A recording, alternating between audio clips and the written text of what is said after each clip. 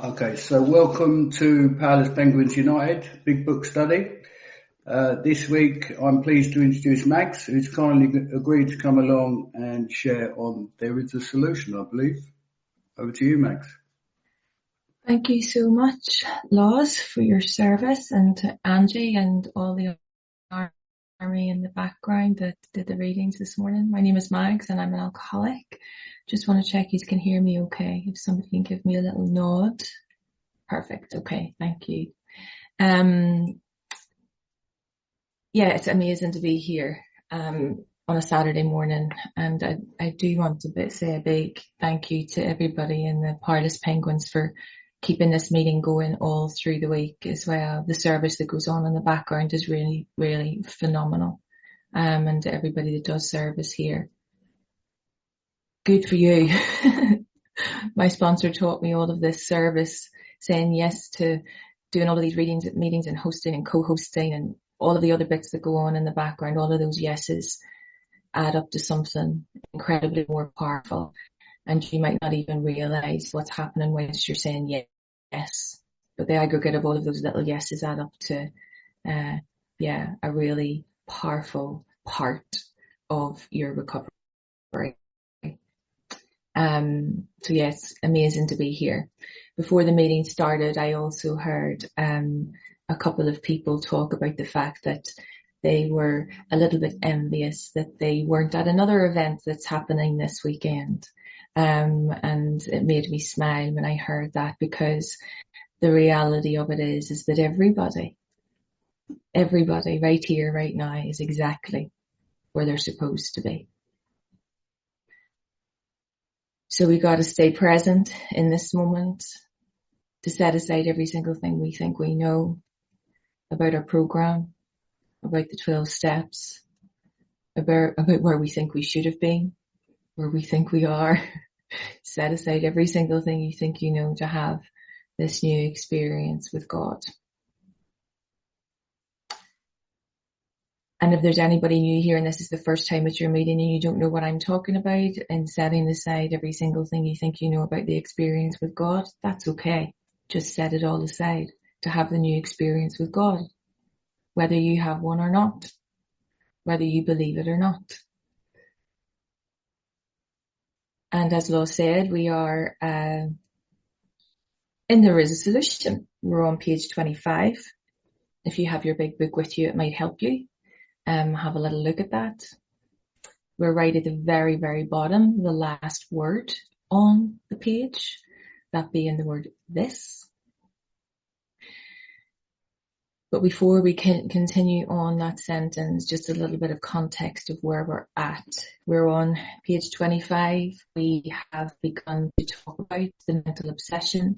I always like to do a little remember. The mental obsession theme, if you like, begins on page 23 and works its way through to page 43, which takes us to the end of the chapter more about alcoholism. So up to this point, we have understood that we have no power, no control, no choice over alcohol or any of the substances that we use. I smile sometimes when people talk to me about, my drug of choice was, well, and There Is a Solution. It explains to you that you have no choice. You might have preferred one or another, but you actually have no choice because you're powerless. Physically and mentally. This mental obsession that we're talking about over the course of the next while is the fact that you have this preoccupation with this totally and utterly unreasonable idea that you can pick up one drink and that you can use for one time, when in actual fact that's a delusion. That's a complete and utter illusion. And where we are on page 25 is that last week we covered the point that the first 100 who wrote the book, they're talking about their own spiritual experience. They set it out in the paragraph that begins, "The great fact is just this and nothing less." So what we're going to talk about is what that spiritual experience actually means.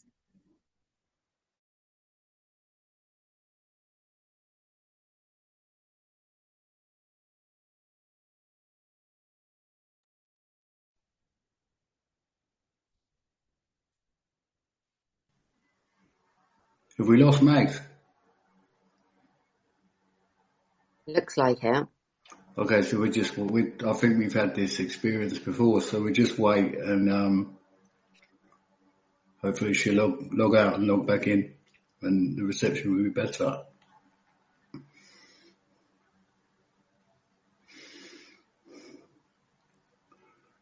Steph, can you send her a message and ask her? Yeah. Cheers.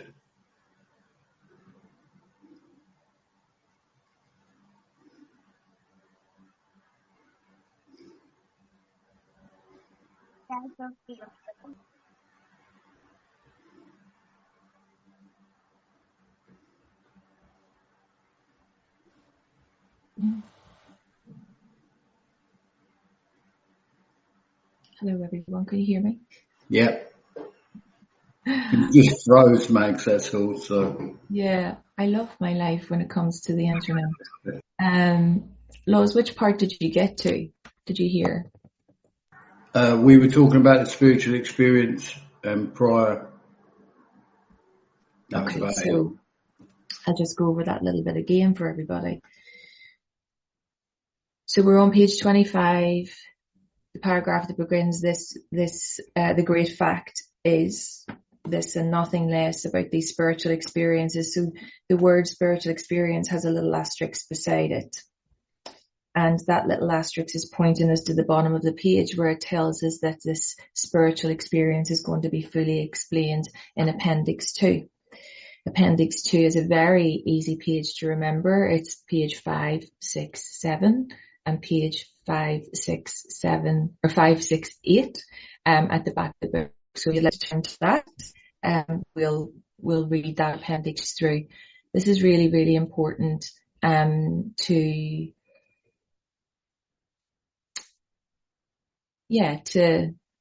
understand as much as you can understand it in the moment in which you're at this moment in time.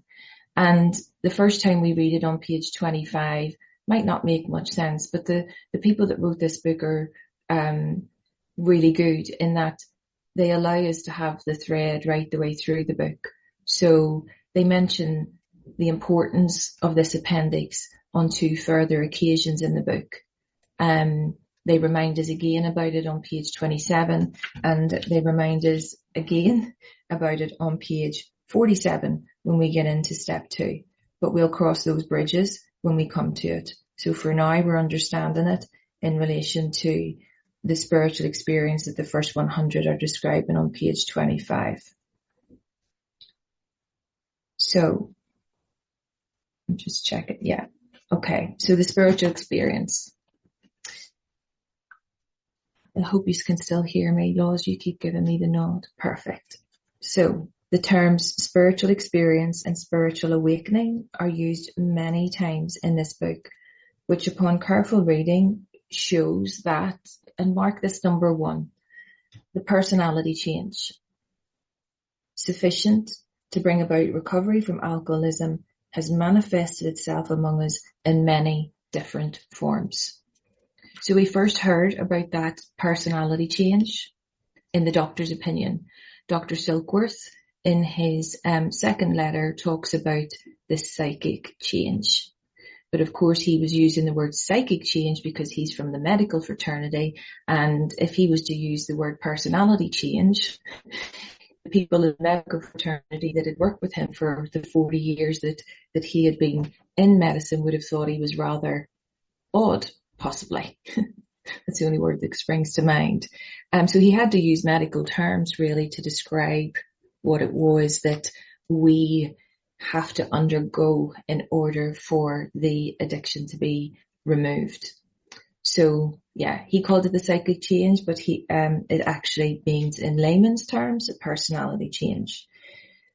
And the reality of it is, how many people are on this screen right now? There's 48 of us in this room.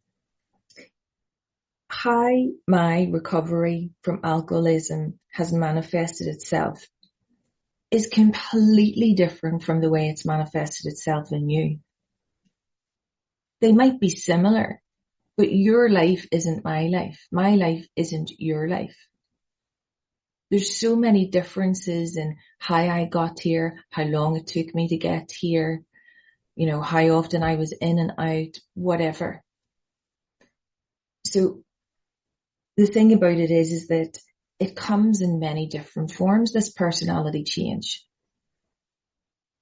But the reality of it is for it to happen, one must have a spiritual awakening as the result of the steps. That's the thing that is consistent. Okay? That's how it happens. My personality change, my psychic change in how I look at this world, how I look at my fellows, how I look at every single thing has changed because I've had a spiritual awakening as the result of the steps.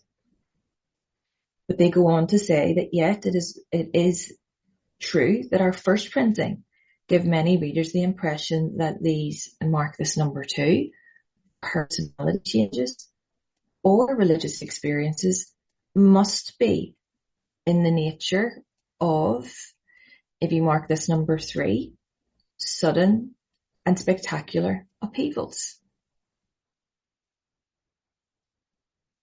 But get this, happily for everyone, this conclusion is erroneous. So what they're saying is, happily for everyone, this conclusion is inaccurate or mistaken. What they're saying here is that it doesn't have to be sudden and spectacular. What the first 100 talk about on page 25 is that they have had deep and effective spiritual experiences. And my experience of having a spiritual awakening as the result of the steps is that genuinely I can say that my spiritual experience has been deep and effective. And it gets deeper and deeper and deeper and more effective the more I practice the principles that are provided to me in the spiritual toolkit that is laid at my feet that we talked about last week.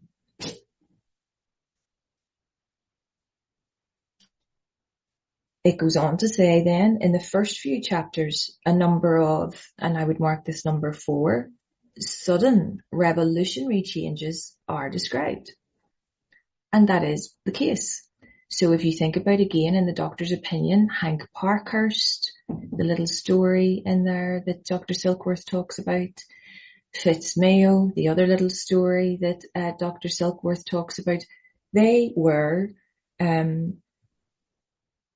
sudden revolutionary changes for those 2 particular individuals. My personality change wasn't so sudden. It was revolutionary.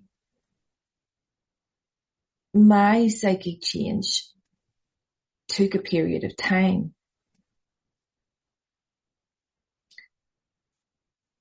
And it goes on to talk about that a little bit later on. So they're the couple of examples in the first step, really. And you're reading the personal stories at the back of the book as well. And there's a number of stories there where they're talking about it being sudden and revolutionary and all of that. But again, you're setting aside every single thing you think you know to have your new experience with God at this time. So it doesn't matter whether it's sudden or not.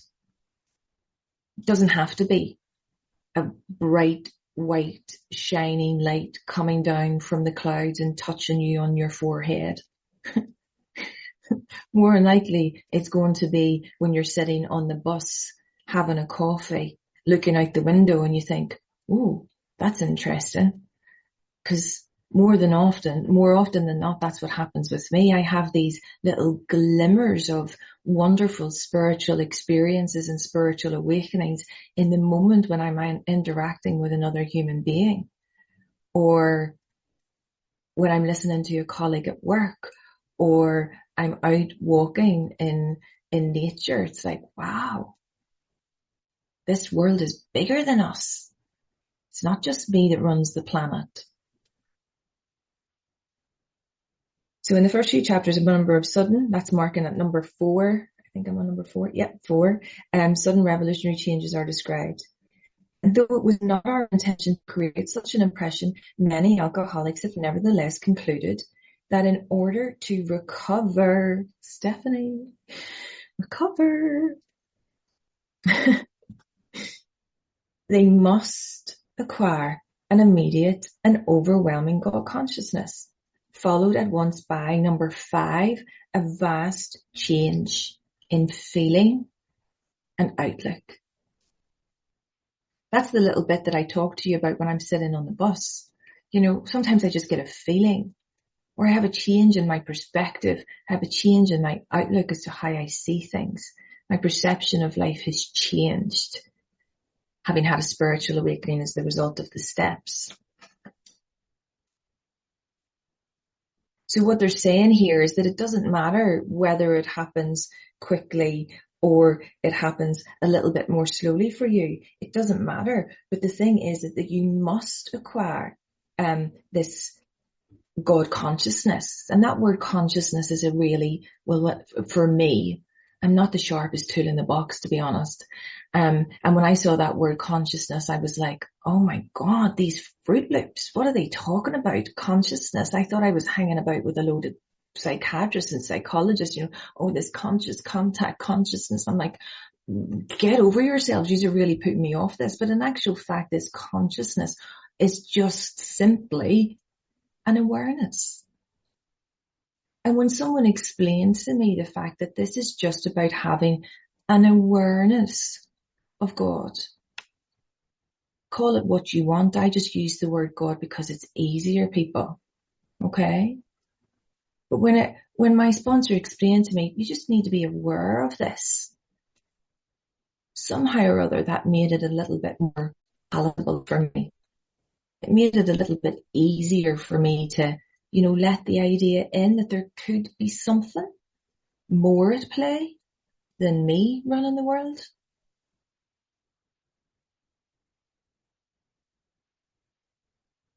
And they go on again. I love the way that they just keep explaining further and further and further and making it easier for us to understand what this spiritual experience is.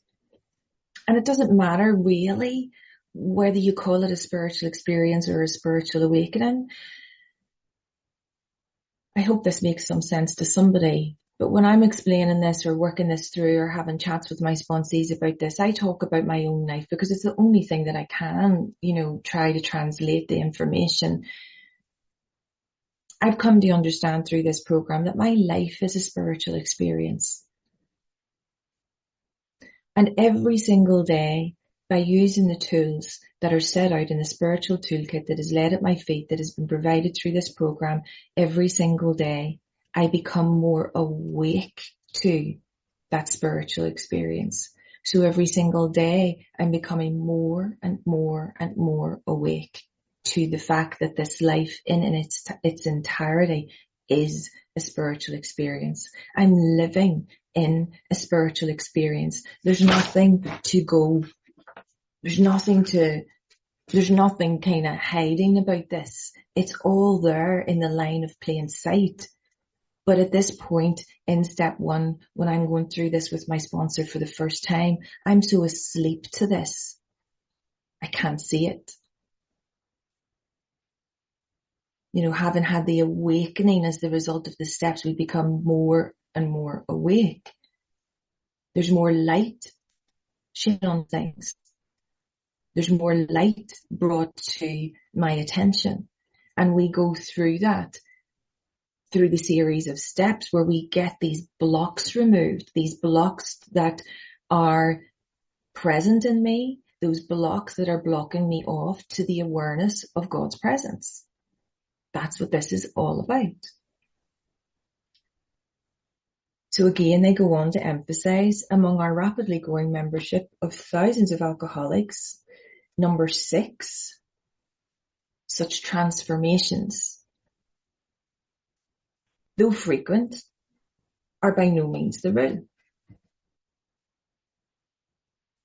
Most of our experiences are what the psychologist William James calls the educational variety. Why? Because they develop slowly over a period of time. The psychologist William James is mentioned again on page 28. So it'll give a little bit more detail on that because we're only sitting on page 25 at the moment. But what they're saying here is that if it happens more slowly for you, and it is a little bit more, how could you say it, academic, in that we need to understand more, that we need to do more reading, or you need more help with the definitions, or you need more help with, how this filters into your life. Well, that's where your sponsor's going to help you. Your sponsor's going to go through this with you, or should go through this with you, line by line, word for word, and bring this alive for you from the experience that they've had. Remember on page 28, the person that can help us is the ex-problem drinker that is armed with the facts about themselves.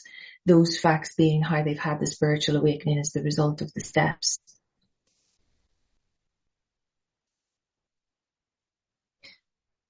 This next line is a belter. It's a real gem of a line. Because this was me. And that's not the reason why it's a belter, but this part of the book really and truly describes how this happened for me. So quite often friends of the newcomer are aware of the difference long before he is himself. As I was showing up to my meetings, as I was being of service, as I showed up with my sponsor every session, and all he kept saying to me was, keep showing up, keep on turning the pages, let the book do the work. That's all he ever kept saying to me. Have faith in the process. And at points I was looking at him going, I wonder would he ever shut up and get me to this solution? Because I'm showing up here every week. He keeps turning the pages. I keep doing this line by line, word for word. He keeps telling me that having faith in this process is really going to work, and I'm getting tired of these wee lines here. I'm getting tired of him saying the same thing over and over again. And lo and behold, I didn't even realize it was happening. I didn't even realize the change was coming over me. I didn't even realize that this gentleman was taking my hand and placing it in the hand of the God of my understanding. Because you see, my need to know why he was doing what he was doing in the way that he was doing it wanted to take over. When in actual fact, it doesn't matter. It doesn't matter. All I've got to do is to show up and do what my sponsor told me to do. When he gives a suggestion, it's from the big book. I take the suggestion. When he tells me to write something down, I write it down. When he tells me to turn the page, I turn the page. It's so clear cut. It's so simple. They break it down in such a simple way. But here's the thing. I will never forget this. After we got to step 12, and of course this continues for our lifetime, but he very kindly took me out for pizza. I think he was so blooming relieved at the fact that I had actually got this and that I'd actually stopped drinking and using. I think there was a sense of relief. He was like, thank God, we're going to, I don't know, it was very generous and kind of him. He took me for pizza. And we ordered our food. And he was talking about, okay, doing sponsorship. I'd already got my first sponsee, and we were talking about what happens there, and to keep on turning the pages, telling the sponsee to show up, the same thing that he said, and now I've become that. That's what I laugh about these days. But I actually, in that little get together with him, will never forget this visual in my mind. He was eating his pizza, and I said to him, do you think I've had a psychic change? At which point the pizza kind of fell from his hand onto the plate. And he said, what? What? Are you kidding me? I was like, what? Well, I don't know. Has this happened, or what's He was like, Max, I have never heard anybody ask have you had a psychic change? Are you telling me you haven't even realized what has happened to you? And I was like, I have not got a clue what you're talking about. I do not know. I genuinely, from the bottom of my heart, did not know that this thing had happened to me. I hadn't even realized that I hadn't thought about a drink or a drug. I hadn't even realized that the day before I'd just got my first sponsee and I was working with them in the book the night before. I hadn't realized that that was a complete liberation of my thinking. I hadn't even realized that I had had a spiritual awakening as the result of the steps. I hadn't even realized that all of the stuff this man had been telling me to do had happened. It was happening. It was my life.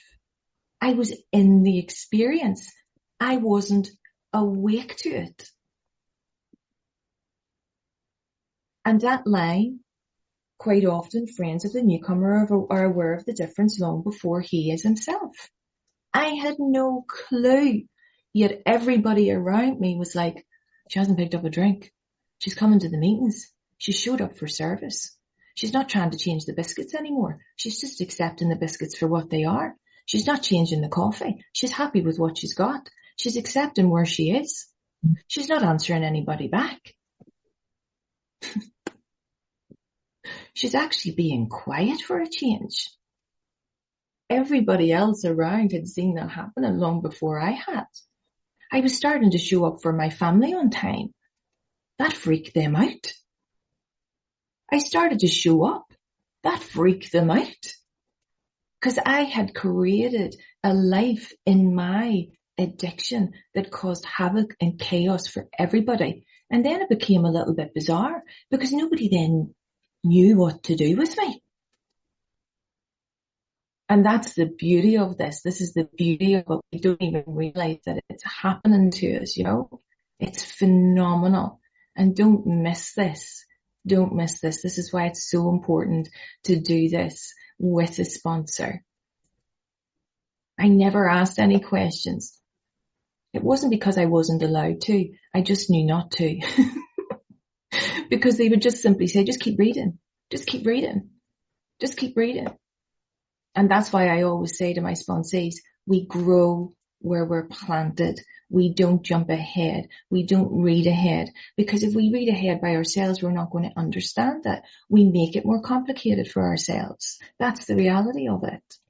The not knowing is the gift.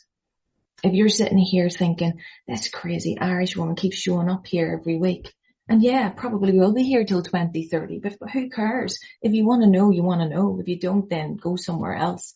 You know, if you want to do it more quickly, that's grand. No skin off my nose. I'm going to keep rocking up here every Saturday morning, whether you're here or not, probably.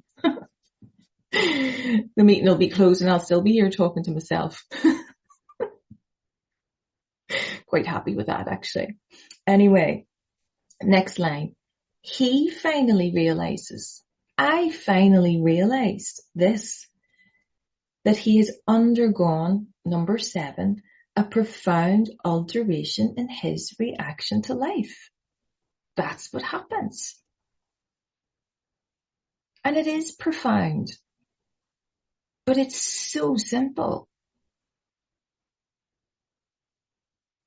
That such, number 8, that such a change could hardly have been brought about by himself alone. You cannot do this by yourself. That's why a sponsor is so critical. The sponsor can't do it by themselves either. They have to have that power greater than themselves too. We cannot do this alone. No human power. The sponsor is the conduit. The sponsor is the vessel that enables this power to get in and to take you by the hand. You know, that's the conduit, is how my sponsor would have explained it to me. And get this line, get this next line. It is so, so important. What often takes place in a few months could seldom have been accomplished by years of self-discipline. If you're sitting in any of the rooms, people, and you're trying to do this on your own will, your own self-discipline, and you're only going to meetings and listening to people like me talk about this stuff, it's not going to happen. It's going to take you years. It may never happen. But if you get a sponsor and work the steps, only in a matter of a few months will you start to see the change. And even before that, you will start it to, I didn't realize it, but you know, there's somebody, I don't know, a philosopher that talks about this. I don't even know their name, and it's not big book stuff, so I wouldn't quote this necessarily, but this philosopher talks about the fact that we live forwards and learn backwards. You know, I was moving through the steps. I was living forward, keeping on turning the pages. But when I look back, I realized, wow, that's what was happening. The change came over me in a few months as I did the steps. I sat in the rooms for 18 months prior to that, not doing the work. If we do the work, it works. If we don't, it won't. That line is really and truly a miracle line, because that's what tells us in a few months you could be out of your misery. In a few months you could not be using. In a few months your life could change. That's why my sponsor was so disciplined with me. He really was disciplined. Get a service position immediately. Get a home group immediately. Get a big book immediately. Start working these steps now. What are you waiting for? Because this full-blown recovery is just around the corner. To cast iron guarantee that if you do the work, it works. If you don't, it won't. That's what this is saying. Listen to this. With few exceptions, our members find that they have tapped an unsuspected inner resource, which they presently identify with their own conception of a power greater than themselves. You might be sitting here thinking, well, what do these people keep going on about when they share back? What is this that they're all talking about, this God thing? You might be thinking, oh, this God thing's way out there in the clouds or up in the sky or whatever. Doesn't matter to me where you think it is. But what it's saying in here is there's something that right now in this moment you don't suspect is in you. We'll set that aside to have this new experience. Because what this little line is telling you is that there is something in you, an inner resource. When something is a resource, it's useful. There's something in you that is useful. And all of those things that I pointed out to you, those numbers, 1 through 8, basically, no matter what words are used, personality change, sudden spectacular upheavals, transformations, whatever it is, all those 8 things are pointing us towards is a change. That's it. That's it. So when you have this spiritual awakening as the result of the steps, enjoy this spiritual experience, you will change. Don't be afraid. Don't be afraid. You might be sitting here thinking, I don't want to change. You might be thinking, I don't need to change. Well, let's go back a little bit. You can, like it says at the bottom of page 25, and we covered this last week, if you think you don't need to change, if you think you don't want to change, then think about this bottom paragraph, page 25. You can go on blotting out the consciousness of the absolutely intolerable situation that you're sitting in right now and live a life of misery, of futility, of pointlessness. Or you can accept the spiritual help. Because I can tell you now, in accepting the spiritual help, something will change. Whether you like it or not. Because there's some of this stuff I didn't like doing. There's some of this stuff I didn't want to do. But I couldn't continue living in the futility that I was living in. I couldn't keep causing the misery that I was causing to everybody around me. I could no longer live as the victim and that everybody around me was doing me wrong. Delusional. Absolutely and utterly delusional. It was not about anybody outside of me. It was not about anything that had happened to me. It was not about anything that had been done to me. It was as simple as the fact that I had to tap into this powerful, useful, resourceful thing that is in me.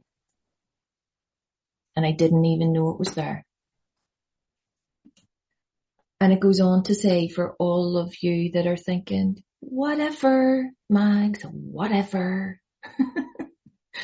Well, I'm going to keep on going. Because like in the book, the first 100 never stop giving up. They want us to have this. They are so convinced by this solution, they keep explaining it to us. Very simply, most of us think this awareness, this consciousness of a power. Notice that the word power now is capitalized, meaning a word for God. When it's in a lowercase p, it means strength of the human form, of the third dimension. But when they talk about power capitalized, they mean God, the fourth dimension of existence. So most of us think this awareness of a God greater than ourselves, a power greater than ourselves, is the essence of a spiritual experience. Our more religious members call it God consciousness. Whether you call it God consciousness or not, it doesn't matter. Whether you call it awareness, whatever you call it, it doesn't matter. The thing to remember, though, is that this is not a religious program. This is a spiritual program. But what they're trying to do here is to incorporate everybody, to make it inclusive for everybody to understand. You may have a religious denomination right now. Great. You may have a religious affiliation. Great. But what we've got to do with all of that as well is to set aside every single thing we think we know to have a new experience. And they go on to talk about that towards the end of this chapter on page 28. Again, we'll go where we're planted and we'll cross that bridge when we get to it. Next paragraph down. Oh my God, this is a gem of all gems. A gem of all gems. This is pure and utter, the most precious diamond that you can find on this planet. Most emphatically, we wish to say that any alcoholic, any addict capable of honestly facing his problems in the light of our experience, in the light of my experience, in the light of the 20 or so hands that went up who have a year of sobriety, in the light of our experience, we can emphatically assure you that you can recover. Will recover. Stephanie. I always say this because Stephanie's pointed out the fact that I always sing the word recover and I'm not going to be able to stop. So thank you, Stephanie. But here's the thing.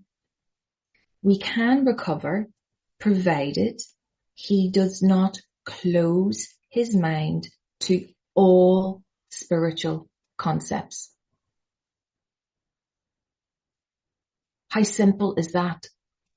All spiritual concepts. Doesn't matter what they are. So stop trying to narrow it down. That doesn't work for me. That does. That religion that that person follows, no, don't like it because I don't like them. I don't want to do all of that woo-woo stuff because they sit and pray and meditate and go on the top of the hills. Ooh, don't want to do that other woo-woo stuff because they go to a church. I don't want to do all of that stuff because whatever. Set it all aside. all spiritual concepts. Do not close your mind to that. Here's the thing though, this could be you. If this is you, you can only be defeated by an attitude of intolerance or belligerent denial. That was me. I was completely and utterly intolerant of all of these people that were talking about recovery, that were talking about this power greater than themselves, that were talking about the God of their understanding. I was rolling my eyes. I was coming into the rooms and pointing at you, being judgmental of you, giving an opinion on you. I was pointing at you rather than looking at what you were pointing me towards, which was the solution. Like it says in the chapter that we're in, there is a solution. Oh no, because I was in total and utter belligerent denial that I was even one of you. And in that intolerance and in that belligerent denial, I closed my mind to what you were telling me.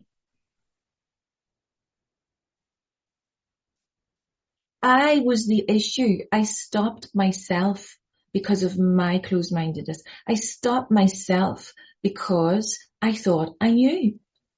There wasn't anything that you could tell me because I was misintelligent. You know, the 5th classification of the alcoholic in the doctor's opinion. I loved the fact that I was described in the big book of Alcoholics Anonymous. I was so proud of the fact that I was that 5th classification of alcoholic who was friendly, able, and intelligent. Love that. Yeah, you were describing me. Of course you were.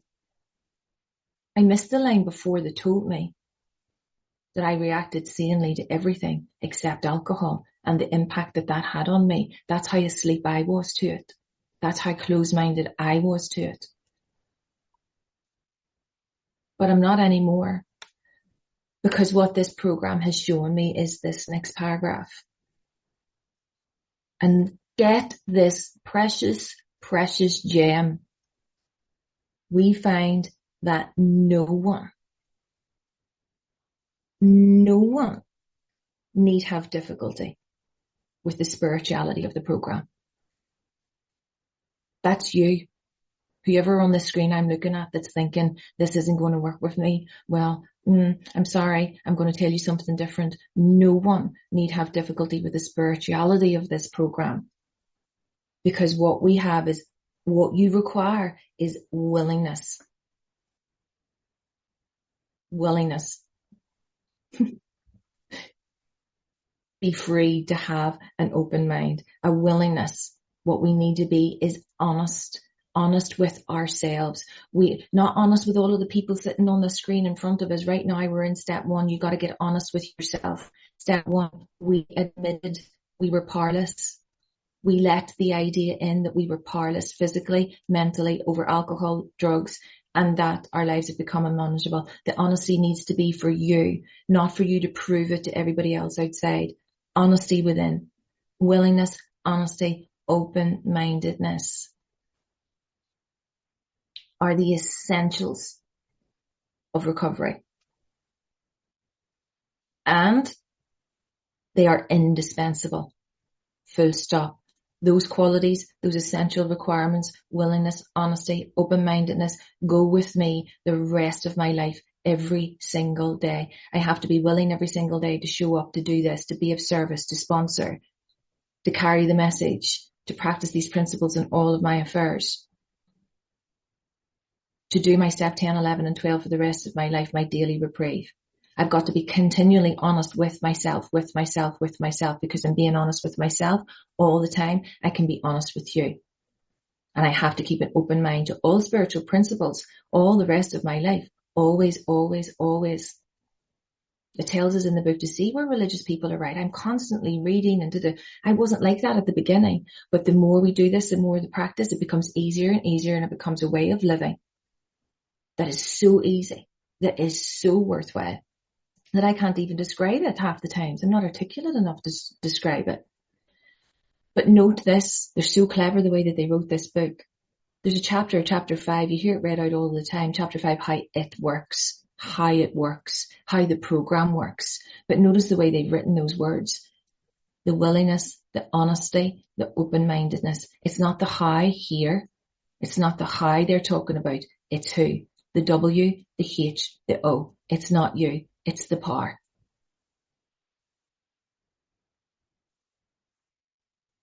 When we get to chapter 5, how it works, they tell us how it works. Right now, you are getting into the experience of setting aside every single thing you think you know through the willingness, the honesty, and the open-mindedness. Something else gets in. You tap into the unsuspected inner resource. So simple. And then this little quote that they've added, this is the only thing in the book that has changed since they have written it. There's no changes in the words in the 164 pages. This little quote was put in 1947. Just a little bit of a historical fact, doesn't really matter, but it was important that they put it in because I think it makes an awful lot of sense. Herbert Spencer said, there is a principle which is a bar against all information.